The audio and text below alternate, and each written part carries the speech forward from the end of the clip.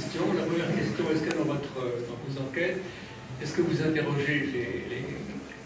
interrogez sur le degré de connaissance, c'est un peu la question que posait monsieur tout à l'heure, sur le degré de connaissance que les interviewés ont de la chose sur laquelle vous les interviewez. Ça, c'est la première question. Alors, oui. Et la deuxième question, c'est retour au paradoxe de Condorcet.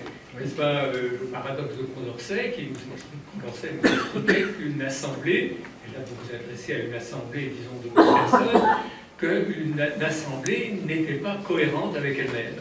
C'est-à-dire qu'une assemblée pouvait préférer grand A à grand B à grand C, et grand C à grand A. Donc on est complètement perdu, c'est ça. Donc est-ce que vous essayez, est-ce que c'est possible de tester en quelque sorte le paradoxe de Condorcet sur la chose que vous avez dit? Je vais répondre par la deuxième question et j'irai sur la première ensuite. On n'est absolument pas dans une situation de Condorcet. Les gens que j'interroge n'ont pas de relation les uns avec les autres. Ils sont isolés chez eux, à leur téléphone ou devant leur site web, devant leur ordinateur. Donc on n'est absolument pas dans des situations de délibération. On est dans des situations de délibération quand on a ce qu'on appelle un focus group. C'est-à-dire qu'on réunit une quinzaine de personnes, on les fait réfléchir. Là, ils sont en interaction et on peut réfléchir au paradoxe de Condorcet. Mais au contraire, les gens qui répondent à un sondage sont des gens isolés dont on agrège artificiellement, un artefact au sens scientifique, on agrège artificiellement la réponse. Mais ils ne sont pas en contact les uns avec les autres, donc le paradoxe de Condorcet ne s'applique absolument pas à mon sens. Quant à la première question, les indicateurs de connaissance. Les indicateurs de connaissance, ils étaient énormément utilisés par mes collègues américains. J'ai résisté pendant longtemps à les mettre dans les enquêtes, et j'ai fini par les mettre dans les enquêtes sur la perception de la science. Et donc j'ai fini par utiliser quelque chose qui est maintenant normé au niveau international, qu'on va trouver dans les eurobaromètres. Évidemment, on ne s'occupe pas de la perception de la science seulement en France, il y a toute une... on s'en occupe dans pas mal de pays. Et donc quand on se rencontre, on s'est mis d'accord sur une douzaine de questions qui sont des questions de fait, du style, quand on fait bouillir du lait radioactif, il n'y a plus de problème.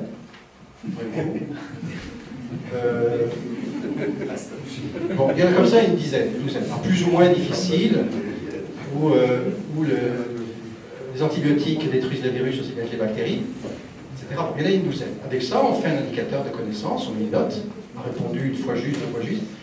Ça fonctionne assez bien, c'est assez utile. Alors il se trouve que, bon, pour des raisons de coût de l'enquête ADEME, je n'ai pas pu les mettre dans l'enquête ADEME.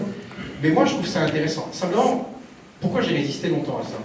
Parce que, là encore, on rentre dans le problème de technique de sondage. Une technique de sondage, un sondage, vous devez persuader la personne qui est au bout du fil que toutes les opinions se valent. La leur, celle de leurs voisins, on est dans le domaine des opinions. Les opinions, ben, c'est chacun dit ce qu'il veut. Les questions de connaissance, c'est complètement différent, il y a une bonne réponse.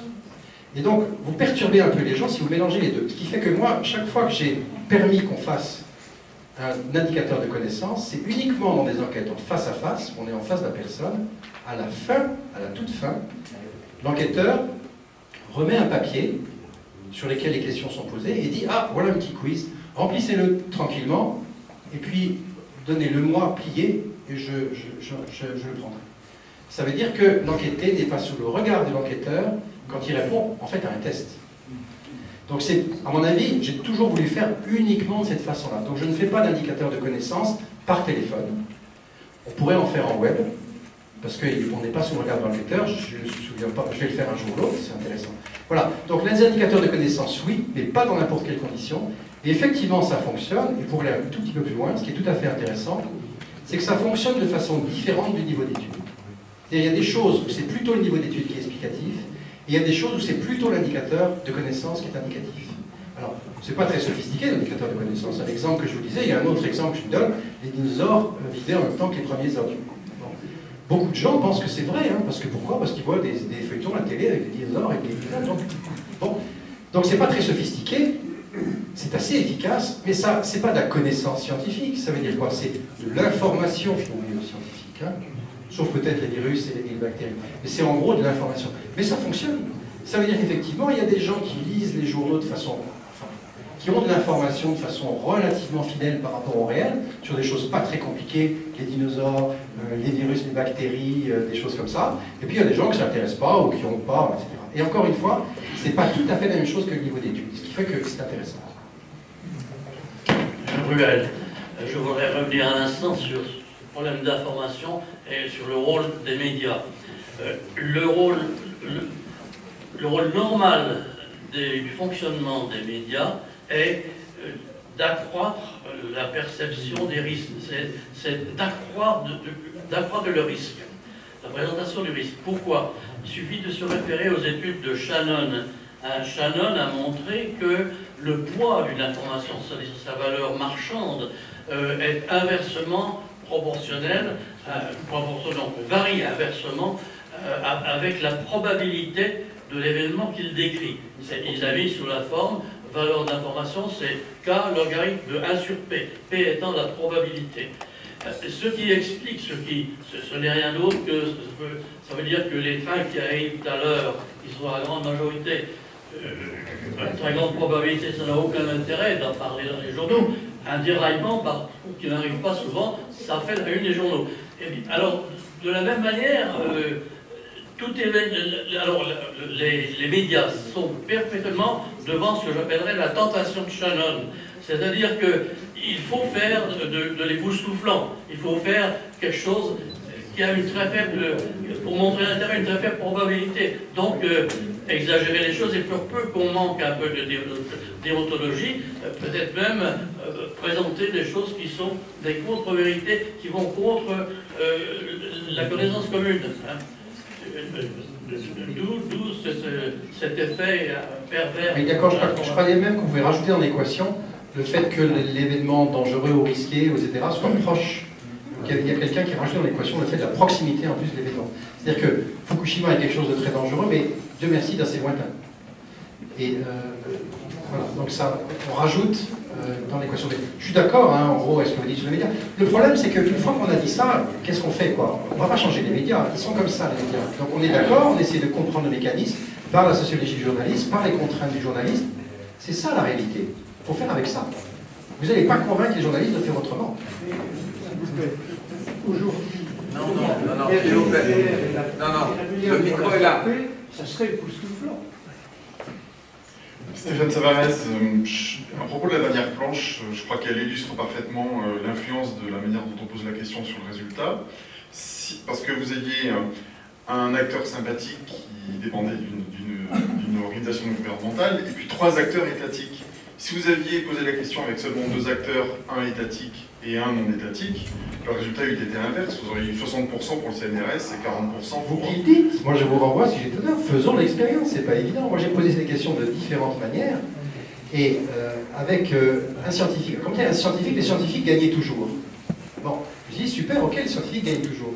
Donc on mettait en concurrence le scientifique et l'association. Moi j'ai croisé les choses. C'est-à-dire que je mets en concurrence un scientifique d'une association et un scientifique du CNRS. Ce qui m'intéresse là-dedans, c'est de montrer que le scientifique est perçu dans son rôle social. Alors, oui, voilà. Sauf que vous avez perturbé... Dans son rôle d'expertise. Un expert, c'est un rôle que joue un scientifique à un moment. Hein. Un expert, c'est quoi? C'est un scientifique qui sort de son rôle de scientifique pour faire quelque chose. Il fait une expertise dans un certain cadre, par rapport à une certaine question, etc. Et c'est ça qui me paraît intéressant. C'est très bien pour son climat, ça. Bien, on me dit que le temps passe et je vais être obligé de limiter à une seule question. 2, Bernard. Merci. Isabelle Roussel. Moi, j'ai été interrogée justement par la confusion entre le réchauffement climatique et la pollution atmosphérique. Et dans un premier temps, je me suis dit, bah zut, ça y est, c'est encore les médias qui confondent toujours les gaz à effet de serre et les polluants confèrent un certain nombre de journaux. Et puis finalement, je me suis dit, mais quand on regarde la définition de la pollution atmosphérique dans la loi sur l'air, il y a bien écrit que sont considérés comme polluants tous les gaz qui peuvent avoir un effet sur le climat. Donc finalement, c'est peut-être aussi des gens très savants. Et puis on peut dire que finalement, ce rôle climat travaille contre la pollution de l'air. On vit la deuxième question, la dernière question, et après vous répondez. Non, je suis désolé. Ce qu'on ne fait jamais, c'est le rôle de l'information qui n'est jamais donné. Et je vais citer un exemple très récent. On a commencé à voir sur les chaînes de télévision la destruction d'une partie de l'Allemagne par les mines de lignite. Et j'ai vu brutalement des gens qui savaient que je m'intéressais à ces questions me dire « mais ce lignite, c'est une vraie saloperie ». Bon, donc, je prétends qu'il y a énormément d'informations qui ne sont pas données, et en particulier par la presse, et qui pourraient influencer considérablement l'opinion des gens. Bon, et ça, ce n'est pas donné. Vous travaillez sur un système fermé. Le jour, de la même manière que la catastrophe de Fukushima fait quelque chose, quand les gens se rendront compte qu'ils crèvent à cause des pollutions atmosphériques du charbon, ils commenceront peut-être à se poser des questions. L'information n'étant pas donnée, ça peut tourner longtemps comme ça. Je réponds à la question de pollution atmosphérique. Dans mes catégories, un des premiers slides que j'ai montré, je différencie effectivement pollution atmosphérique et asthme. Ça veut dire que j'interprète la réponse qui est faite. La réponse, elle est faite sur une phrase qu'a recueillie l'enquêteur. En fait, je me suis rendu compte pourquoi je mets à part cette notion de pollution. Mais c'est ambigu, je suis tout d'accord, c'est ambigu. Quand les gens répondent pollution, ils disent quoi? Ils disent, ah ben c'est les voitures, c'est les usines. À mon avis, il y a deux réponses possibles. Soit ils savent d'une manière ou d'une autre que la pollution, c'est aussi le CO2. Soit alors, et ça c'est très important pour moi, ils pensent que la pollution est un phénomène de chaleur. De chaleur. C'est-à-dire qu'un moteur c'est chaud, une usine c'est chaud. Par exemple, les centrales nucléaires sont supposées contribuer à l'effet de serre dans les réponses que j'ai. Et j'ai très souvent ça. Pourquoi? Bien parce que tout simplement, pour les gens, c'est chaud le nucléaire. Ils le voient bien, ils savent que c'est de la vapeur qui sort, tout le refroidissement. Et vu que cette vapeur, elle chauffe l'atmosphère, alors ça veut dire que le nucléaire contribue à l'effet de serre, puisque l'effet de serre, c'est avant tout le chaud. Et je crois que dans les réponses pollution,